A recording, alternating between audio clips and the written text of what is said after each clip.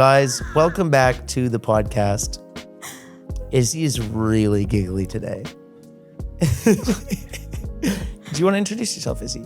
I'm Izzy. I'm really giggly today. Who are you? Shout out. I'm Zach. I'm also feeling pretty giggly. But I'm more just happy because we get to jump into Psalm 16, which is on the DL, one of my favorite Psalms.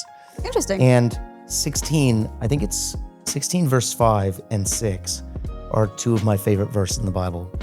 So, Spoilers. Viewers, listeners, if you got your Bible at hand, open it up and flip to Psalm 16. We're going to jump in.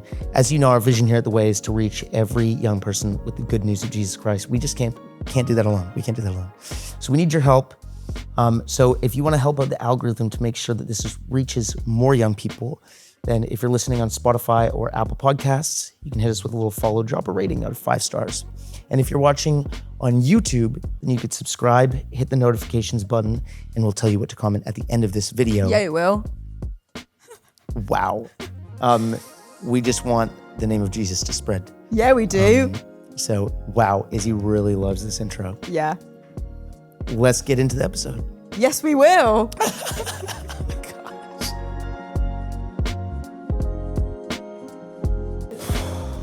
Okay, so let's jump into Psalm 16. But I just want to acknowledge for the viewers, it is very warm in here. It's very We're feeling a warm. little bit uncomfortable. So if you see just beads of sweat falling from my forehead, it's like 32 degrees. New series, Sauna Psalms. Let's go. Oh, Let's that was go. kind of fire. Thanks. Sauna Psalms. Welcome back to Sauna Psalms. Sauna Psalm 16. Let's go. Wow.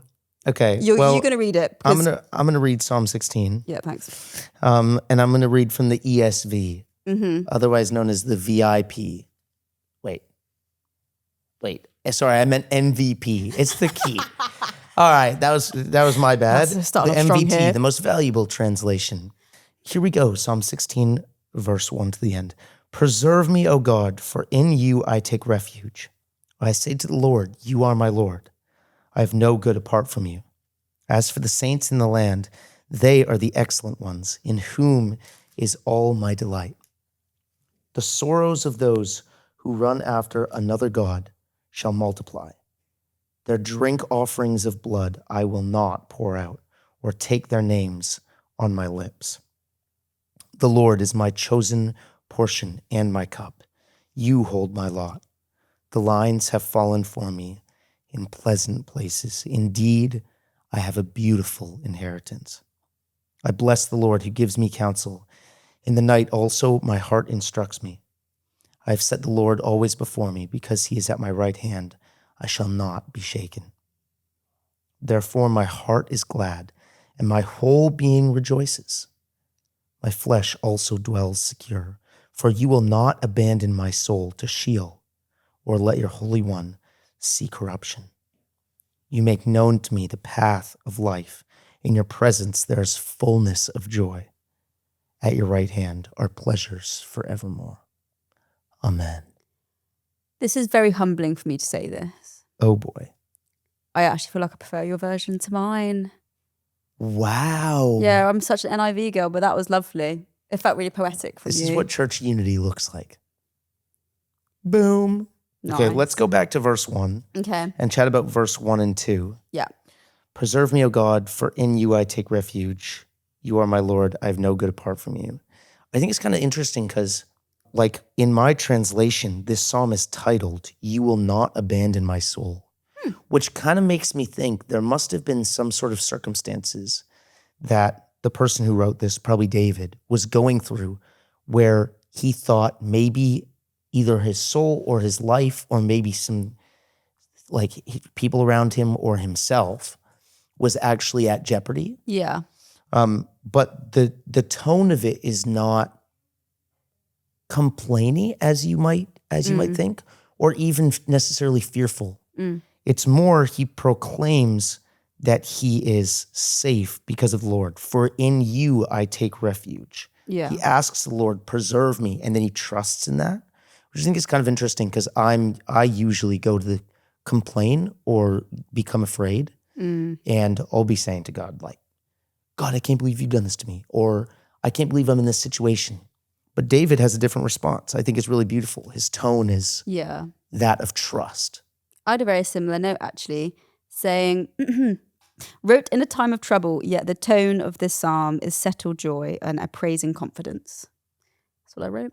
Because I think it feels like, he's so confident throughout it of how he is God's and God's with him. Yet it's obviously written in a time of trouble, which is, I was just saying, like, quite inspiring. I don't know if that's necessarily always the posture I hold.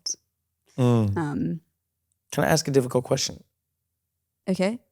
I feel like it's easy to say that we can trust in God, but I actually know a lot of Christians who have gone through some difficult things. How does that, in your mind, like, do you think God is still trustworthy even though bad things might happen? Yeah. I think the verse that comes to mind immediately is the verse that haunts my life. What? Literally. Do I know this? Yeah, you do. Like, whenever someone gives me a verse, it's like always the Proverbs, whatever it actually is, 3, 5, 6, whatever it is. Trust the Lord in all your heart and like lean not on your own understanding. And I think that's the true part of it. It's like we're not promised an easy life. We're not promised one that has no difficulties. But is through that we have to trust God beyond our understanding, beyond what we can see, and beyond what we know. And so I think, as you were saying that, I was just reminded of that verse, because it's like how do we trust? What does that look like, especially when everything around us seems to be shaken? And it's like, well, it's probably, again, we hold this posture, trusting that God is doing something, and that's beyond what we know. And let's try not to get caught up in that. But like, He is a God of compassion. Like, that's one of the first words he used to describe himself, right? And like Exodus 34. And like the order is important. Like when you talk about names and stuff like that. Slight tangent. But the first word he used to describe himself is compassionate. And compassionate is like love in action, right? So it's like God is moving. He is love in action. So even through all of this, we have to trust that he is taking action. And I think I just want to, before we move on to the next couple verses, just to add a little nuance as well, like there is actually time for just pouring out your complaints actually to the Lord and your fears. And that happens elsewhere in the Psalms. Like David actually pours out a whole range of emotions. Yeah. But I just think it's a good challenge to be aware that sometimes actually giving full vent to what's on our heart is maybe not needed or what's best for us. Sometimes to just proclaim the promises of the Lord is actually what we need in difficult situations. Yeah, because that's like what renews our mind and that kind of stuff, where it's like, well, we can choose what we want to focus on, and we can either focus on what's happening around us, or we can focus on these truths of God, and they can be our foundation instead. Verse 3 and 4 is pretty interesting because he goes from trusting in the Lord to talking about kind of like the company that he likes to surround himself with, which is kind of interesting. Mine says, as for the saints in the land, they are the excellent ones, in whom is all my delight. And then that's contrasted with verse 4. The sorrows of those who run after another God shall multiply. Their drink offerings of blood I will not pour out, or take their names on my lips. Why do you think that's included here? Or what do you think it's like he's trying to say? Well, I'm going to focus on verse 3 first, as I wrote a little note on that. And it's like David is like delighting in God's people despite all their failures. And I mean, I'm not quite sure what time this was written, but he was a king and saw lots of bad and people doing bad things. And it's like, actually, he's still like delighted in those that love God. And I think I was thinking about that. And like, as Christians, we probably should also delight in those that like love God. We should be delighted, and we see God blessing people. We see God working in people, and because we love God, we therefore this heat is a lot, man. Therefore, we should also delight in those that love Him.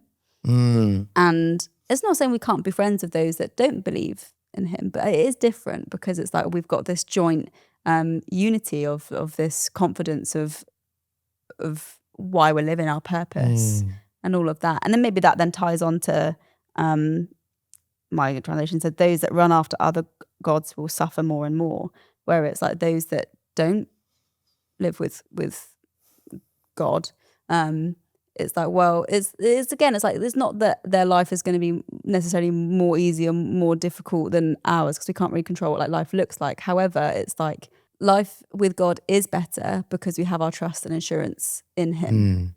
And therefore I would rather a life with God than not with him, because a life not with him, I actually don't know how you do that. I don't know how you navigate stuff. I don't know how you have hope. I don't know how you love people when things, I don't know how people do it. Yeah, that's super interesting. I think it's interesting because when I was reading this, I was thinking of like my closest friends. Whenever I meet their other friends who I don't know, I just seem to really love them and get along with them because they're just really like quite stand-up people. And I know that doesn't 100% like translate, but I sometimes think it's like that with God. Like, if I really love God, chances are I'm going to love the people that he loves to spend time with, that he loves to be with. That's lovely. You know what I mean? That's it's like so mutual sweet. friends. It's like, oh, you're friends with God. I'm also friends with God. That's Like, so we should probably cute. be friends. What the heck? I and love that's that. basically a really short explanation of church. But no, I like what you're saying about, it's interesting how it says it doesn't infer that like whoever walks with the Lord is going to have an easy life, but that those who chase after something else, the sorrows just multiply. Which is kind of interesting. I don't want my sorrows to multiply. No. Doesn't sound very fun. No. And verse 5 and 6 kind of then flow right out of that. It's kind of like a contrast between this person who or these people that pour out drink offerings to other gods, which is essentially just a form of sacrifice and worship to other gods other than the Lord. In contrast, David's like, I'm not going to partake in that. And instead, I'm going to choose the Lord, who is my portion and my cup, which is kind of interesting. It's like the exact same language, like the cup and the drink offering from the cup. Kind of, does that feel better? Yeah, I just haven't. She's put the hair up. It's a lot, guys. 5 and 6. Yeah. Can you read your version of 5 and 6? I can. Lord, you alone are my portion and my cup. You make my lot secure. The boundary lines have fallen for me in pleasant places. Surely I have a delightful inheritance. It's a bit different to yours. A little bit. Do you want to read yours? Remind me. The Lord is my chosen portion and my cup. You hold my lot. The lines have fallen for me in pleasant places. I can't read. Indeed, I have a beautiful inheritance. That's quite similar. Can I tell you why I love these two verses Please a do. lot? Basically, I read a while back that because David was the youngest son of his father, that he would essentially not get much of the family inheritance, if anything, because he was so far down the line. And I think it's just so fascinating because here he's talking about how he does have a beautiful inheritance, even though he obviously doesn't, which tells me he must be talking about something different. And you might recall earlier in the Bible, basically all of the land of the promised land of Israel is being divided up in the Old Testament to the 12 tribes of Israel. Yeah. And it actually kind of gets divided up really weird. And you can do some research on all of that history, but it comes to the Levite family, the tribe, and they are the priests. And so they don't actually get their own land, but it is said that the Lord is their inheritance rather than a piece of land.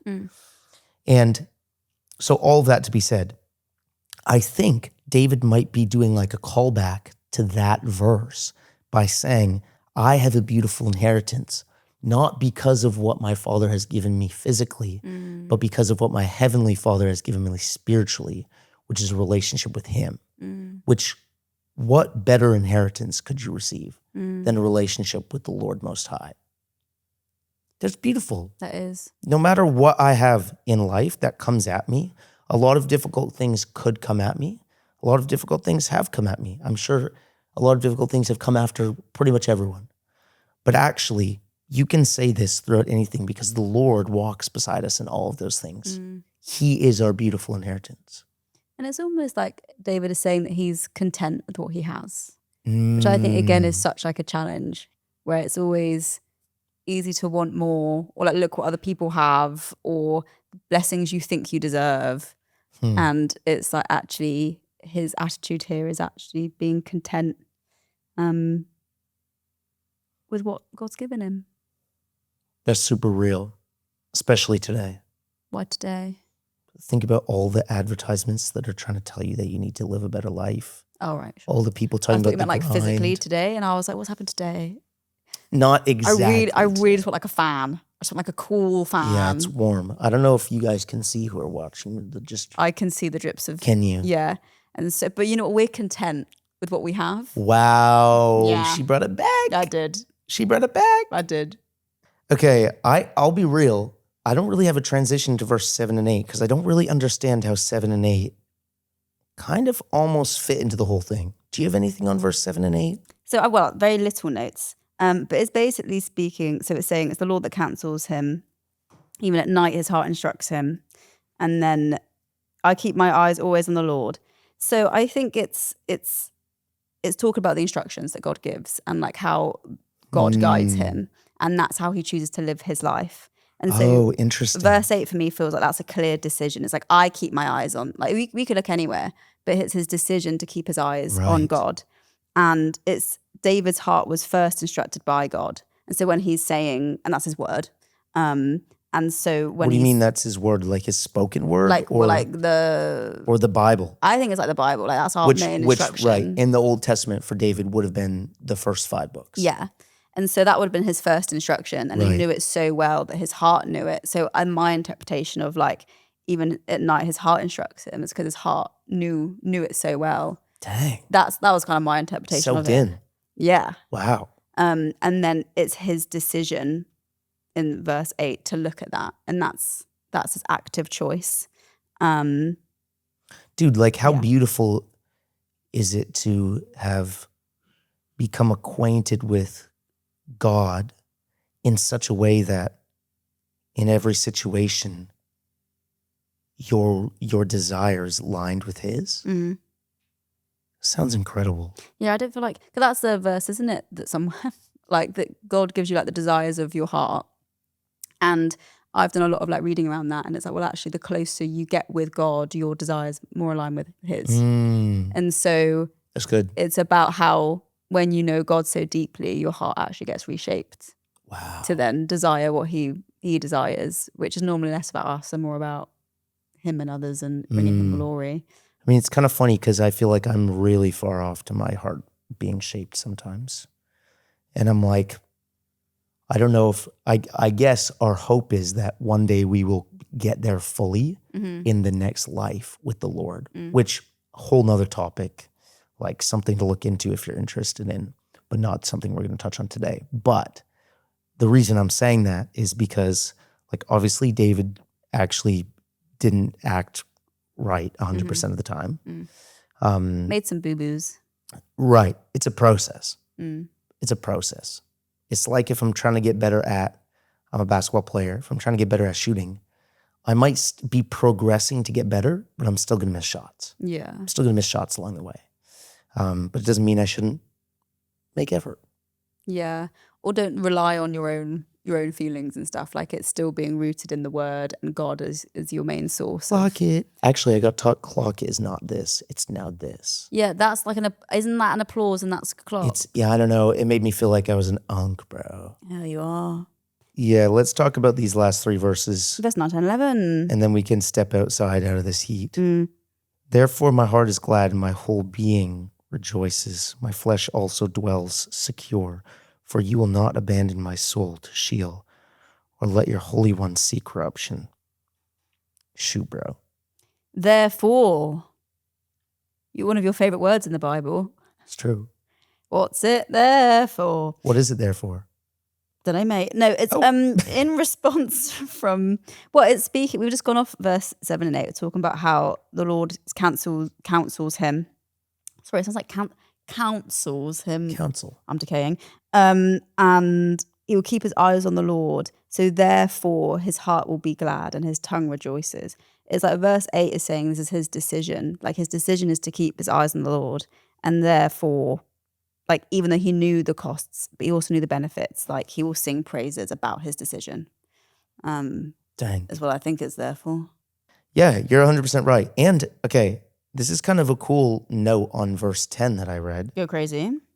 It's actually a verse that Peter quotes in Acts chapter 2.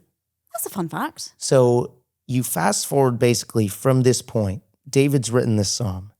The kingdom's gone through all loads of stuff, the Israelites.